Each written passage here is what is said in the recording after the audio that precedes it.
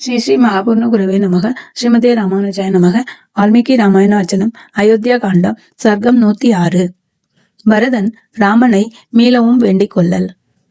பிறகு மீண்டும் பரதன் ராமனை நோக்கி, ராமா, உன்னை போன்றவன் உலகில் ஒருவனும் இருக்க மாட்டான். சங்கடமும் சந்தோஷமும் உனக்கு ஒன்றே. கற்றறிந்த பெரியோர்களும் கூட உன்னை பூஜிக்கின்றனர். ஆயினும் நீ அவர்களை கௌரவிக்கும் பொருட்டு அவர்களை வினவி சந்தேகங்களை தீர்த்து கொள்கின்றனை. நீ ஆத்ம ஞானம் உடையவன் ஆகையால் விசனத்திற்கு மன வருத்தமுற மாட்டாய். நீ வருத்தம் அடையாதிருந்த போதிலும் நான் எப்படி பொறுத்திருக்க முடியும்? ராமா, நீ கழிகாலம், நிகழ்காலம், வருகாலம் என்கிற 3 காலங்களையும் அறிந்தவன். தயாநிதி, பிராணிகளின் பிறப்பையும் இறப்பையும் அறிந்தவன். குணக்கடலான உன்னை நான் ஊரிலில்லாத சமயத்தில் தந்தை கைகேயின் இடத்திலுள்ள மோகத்தினால் இக்கதிக்கு ஆளாக்கினர். என் தாய் என் நிமித்தமாக நடத்தின பாப காரியம் எனக்கு சம்மதம் அன்று. நமது தந்தை தர்மவானாயிருந்தும் ஒரு பெண் பிள்ளைக்கு பிரியம் செய்வதற்காக இப்படிப்பட்ட பாப காரியத்தை செய்தனர். அவர் செய்த காரியம் தர்மத்தை மீறி இருப்பதால் நீ நற்பொருளை நெஞ்சில் கொண்டு அதை திருப்புவாயாக. எந்த புதல்வன் தந்தை செய்த தர்மமல்லாத காரியத்தை சரிபடுத்த விரும்புவானோ அவனே உத்தமமான புதல்வன் என்று உலகத்தவர் கூறுகின்றனர். அப்படி அல்லாதவன் புதல்வனே அல்லன். நீ அப்படிப்பட்ட புதல்வனாய் இருப்பாயாக. ஆகையால் தந்தை உலகத்தில் விவேகிகள் நிந்திக்கும்படி செய்த பாப காரியத்தை நீ அனுசரிக்கல் ஆகாது. என் மீது அருள் கூர்ந்து ராஜ்யத்தை ஏற்றுக்கொள்ள வேண்டும். இன்னும் ஆசிரமங்கள் 4லும் கிரகாஸ்திரமே சிறந்தது. அதை எப்படி நீ விட்டு துறக்கலாகும்? நானோ கல்வியிலும் வயதிலும் உன்னை விட சிறியவன், நற்குணங்களும் புத்தியும் இல்லாதவன்.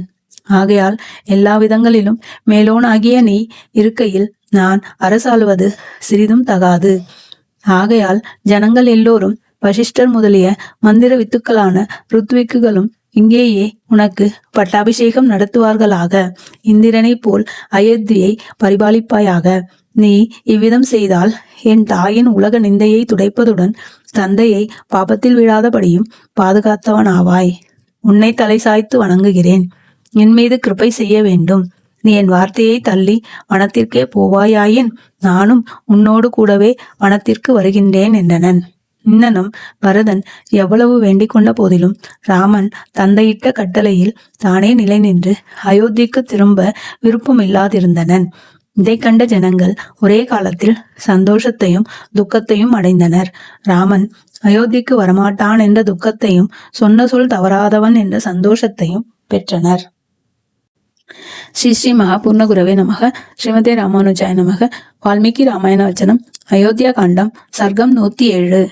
பரதன் தந்தையின் காம மோகத்தை நிந்திக்கையில் ராமன் அதை மறுத்து அவர் தர்மத்தையே ஆதரித்தார் என்று புகழ்ந்து சொல்லுதல்.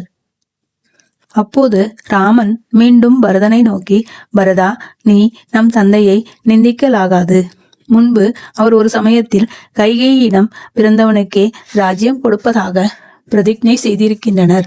இன்னும் அவர் தேவாசுர யுத்தத்தில் உன் தாய் செய்த பணிவிடைக்கு மிகவும் சந்தோஷித்து அவளுக்கு 2 வரங்களை கொடுத்தனர். அதன் பயனாகவும் நான் வனமேகவும் நீ அரசாளவும் நேர்ந்திருக்கிறது. ஆகையால் தந்தையின் வாக்கை சத்தியமாக்குவதில் நாம் நிலை நின்று அவர் கட்டளைப்படி நடக்க வேண்டும்.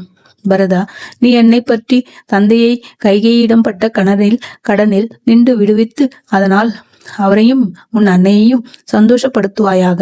இன்னும் கேள், தந்தையின் இஷ்ட பூர்த்திகளை தவறாமல் செய்து பரலோகத்தில் அவருக்கு சுகத்தை உண்டாக்குதலே புத்திரனின் கடமை. ஆகையால் நம் தந்தைக்கு நரகம் உண்டாகாது இருக்குமாறு நீ நடந்து கொள்வாயாக. இனி நீ அனைவரையும் அழைத்து கொண்டு அயோத்திக்கு சென்று அரசாளுவாயாக. நான் மனக்களிப்புடன் இப்பொழுதே தண்டகாரண்யம் செல்கின்றனன். நீ மனிதர்களுக்கெல்லாம் ராஜனாய் இருப்பாயாக. நான் வனத்திலுள்ள மிருகங்களுக்கெல்லாம் அரசனாய் இருக்கின்றனன். பரதா, வெண்குடை உன் தலைமேல் சூரிய கிரகணங்கள் படாமல் தடுத்து நிழலை செய்யுமாக.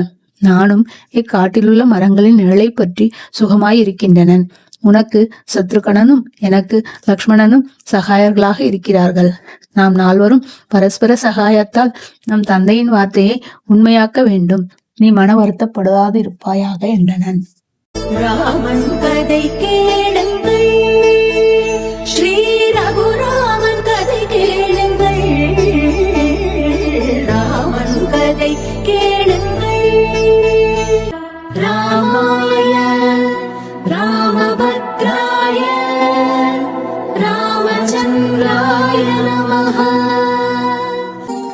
జగమంతా రామమయం.